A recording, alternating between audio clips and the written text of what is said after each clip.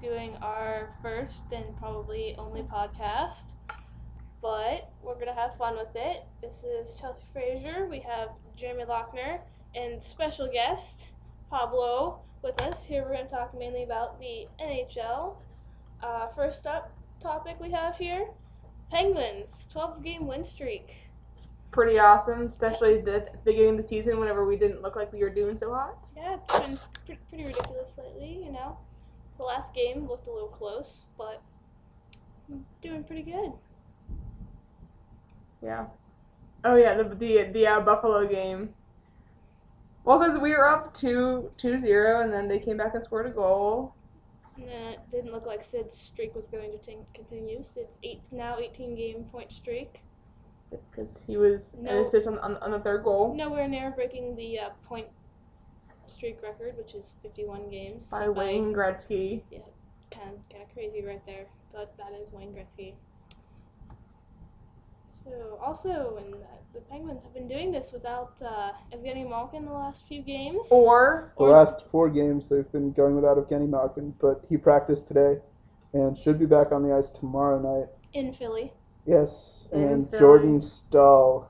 Yet to play this year. Turns out the rumor about his re-broken hand is not true though, and he should be back for the Winter Classic. Which is good news for all Penguins fans, especially Penguins fans who bought Jordan Staal Winter Classic jerseys. Like you, Jamie.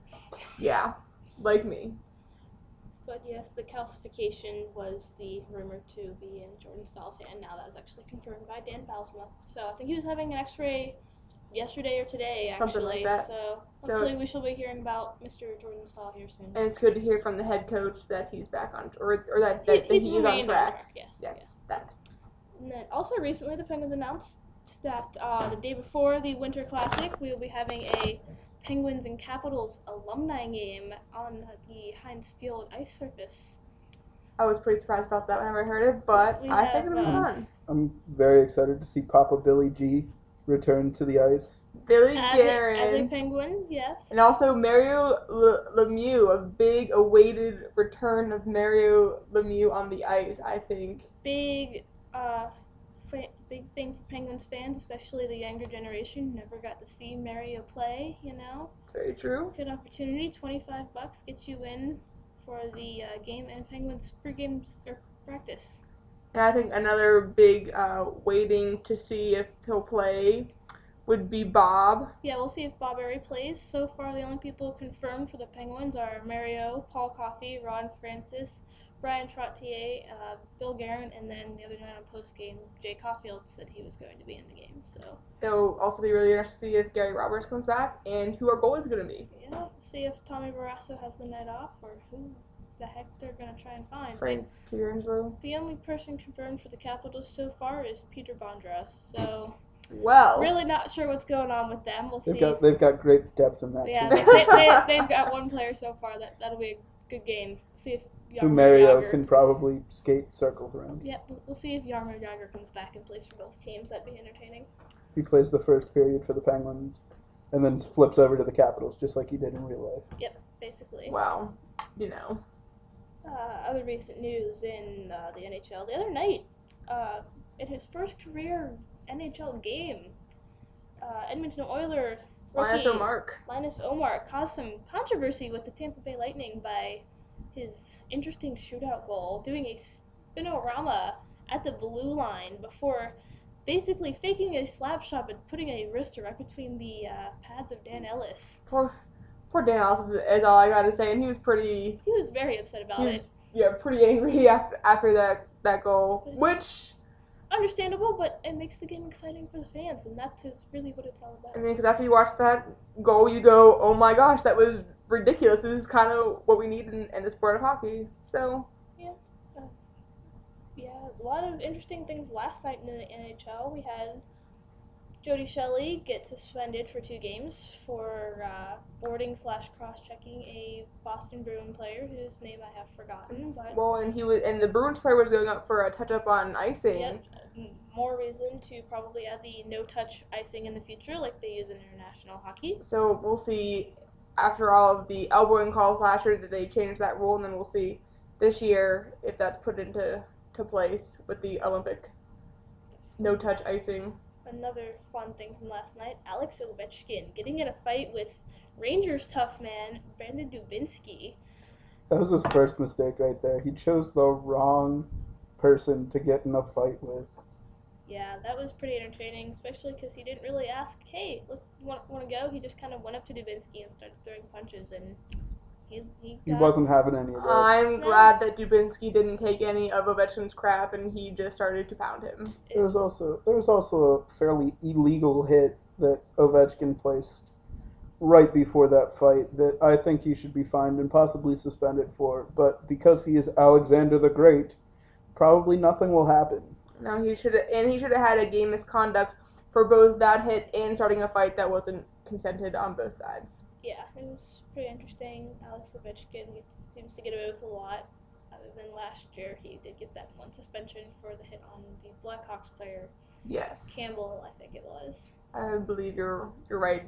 Wasn't that an elbowing call too? No, it was a cross check, Gordon, because he broke his collarbone and crazy stuff like that. Yeah. Right. Did he get a suspension the year before for the Gonchar knee-to-knee hit? No, there was no penalty for the Gonchar knee-to-knee. Which a lot of Penguin fans at that point. Playoffs. Not so happy. Yeah, that's still a sore subject for Penguins fans. One of the more entertaining things from last night, though, Bobby Ryan of the Ducks scores with the wrong hand, like wrong way of shooting. Wrong-handed stick. Because he's stick. What, a left shot? He's a left shot. He was using Mikko Koivu's stick. What happened was Ryan and Koivu were battling in the corner. Koivu lost his stick and just started grabbing for somebody's. Somehow ended up with Bobby Ryan's. So Bobby Ryan skates around for a minute with no stick, sees Koivu's laying on the ice, picks it up right as the puck comes over to him, shoots it right in the net for basically a wide open shot. Then shoved the stick in Koivu's face and kind of laughed at him. It was fairly entertaining. I think that's rightly that he should have shoved the stick in his face because Mikko Koivu of the Wild should not have even tried to take Bobby Ryan's stick. Definitely, yeah, it's pretty entertaining. I laughed a good bit when I saw that video. There's actually quite a few. This has been a very entertaining week. It has. In the NHL. It's been a very shocking season so far, actually. Especially in the West. I know. The points, the Ducks were, I believe, 13th or 14th a few days ago, and then today they're 4th. It's quite amazing that the jump in just a few days. Yes, and some shocks in the East. The New Jersey Devils. Everybody thought, they spent the outrageous number on Kovalchuk and thought they would do good this year, but Marty Brodeur has not held up to his usual standards. They have only won 8 games this year. Brodeur did get hurt, yes. And then comes back and then gets hurt again the game that he comes back for. So they've really been relying on Hedberg, who is a backup goalie for this exact reason. Yes, I mean, Hedberg's had a good career, but he's definitely getting up there in age, as is Brodeur. Yeah, they've both been around for a while, but New Jersey definitely not having the year they expected.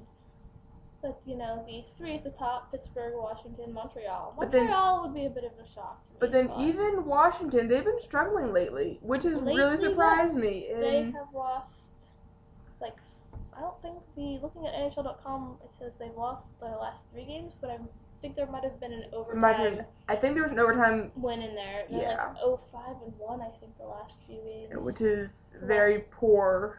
For the Capitals. I was very surprised, and then luckily for Penguins fans, Philadelphia. We are only 1 point up on Philly. We're only one point up, so I'm glad that we're winning and that Philly has lost a few games to keep us ahead of them. But a point is not a lot in the NHL. No, the next game for both teams is against each other in Philly, and so far they have split the season series. Philly came in and ruined the opening of the CONSOL Energy Center, but then Pittsburgh went into Philly and really got them back. So they cleaned up. That was after the first win that the Penguins got in their new arena against the Islanders. So I think they're riding that high. Yeah. So we shall. That will be very interesting. But the East and the West are both looking very interesting. But definitely the point totals differential are a little tighter in the West. Yeah, a little tighter in the rest. And whenever you go from 8 to 9, there's that big gap in the 7-point gap. which is how it usually is. You know, the Southeast Division, they have the Capitals, and then the other teams are just and then the other four teams. Except the Lightning are not doing too bad, and the Thrashers are quite a bit of a surprise this year. Remember, the Thrashers did get about half of the Chicago Blackhawk Stanley Cup winning teams. So. Also true. And also, the Lightning is being carried by Steve Stamkos, who is in the points race with Crosby, but kind of not anymore because he's been held off the board the past few games to give Crosby sort of a nice cushion. Not a safe cushion, but a nice enough cushion.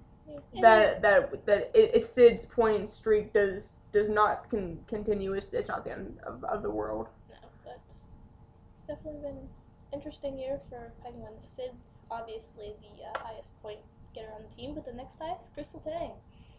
That's very surprising, and Crystal Tang also leads defenseman as a write-in in the All-Star Game ballot. Very exciting for Penguins fans. Obviously, Sidney Crosby leads everybody in All-Star ballots, but yes, Crystal Tang is a write-in. I believe Fleury is second or third in goalies. Yeah, he's been flip-flopping back and forth. Get voting, Penguins fans. We gotta get all these guys in there. Yes. And I think that's... I think we've run out of things to talk about, amazingly, for us.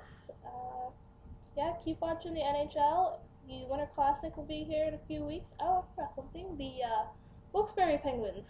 Oh, yes, the Wilkes-Barre. In town on the 30th as part of the NCAA/AHL doubleheader. It's Robert Morris playing RIT. At 3 o'clock, and then after that game is over, there's a 50-minute break, and the Wilkes-Barre Scranton Penguins take on the very tough and very good Hershey Bears, their rival, defending Calder Cup winners, 10 or 11-time Calder Cup winners actually. Yeah, it's kind of ridiculous. They're very, very good. Well, it also helps that the Hershey Bears are the AHL affiliate of the Capitals. Yes. So it's a bit of a Baby rivalry. Pens versus Baby Caps,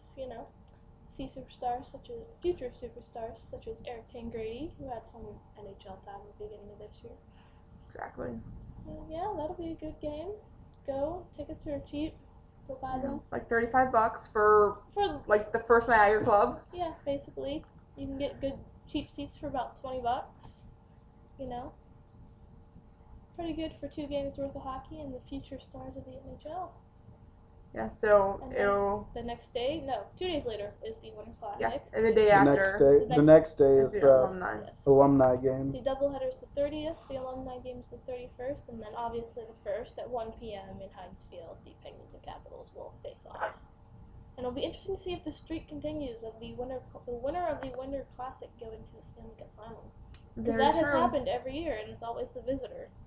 The visitor has always won and gone on to lose the Stanley Cup.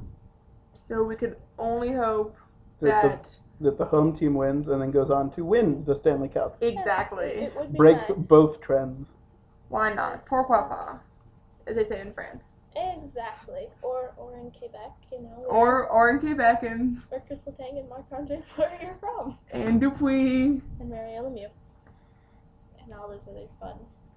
And Max. That's one we were missing. I was like, we're missing a French Canadian. Anyways. Yeah, we get a little random here sometimes. If you know us, that's no surprise. No, not so much. Not at all. Alright, well. Alright, I think we're done. We're going to see if this worked, everybody. So hopefully it did. Hope you enjoyed listening to us ramble on about hockey for I don't know how long this lasted. Yeehaw.